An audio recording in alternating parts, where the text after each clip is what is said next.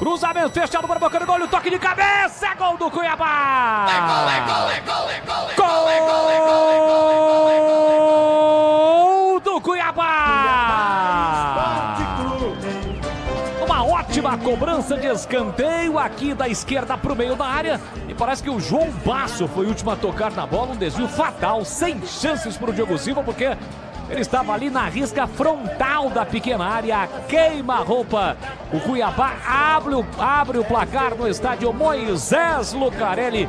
Não deu para o Diogo Silva, faz a festa o time do Cuiabá e foi ele mesmo, João Basso, com a 3 estampada na camisa.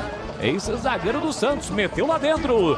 Aos 35 minutos deste primeiro tempo, está registrado Cuiabá 1, Ponte Preta 0, PP.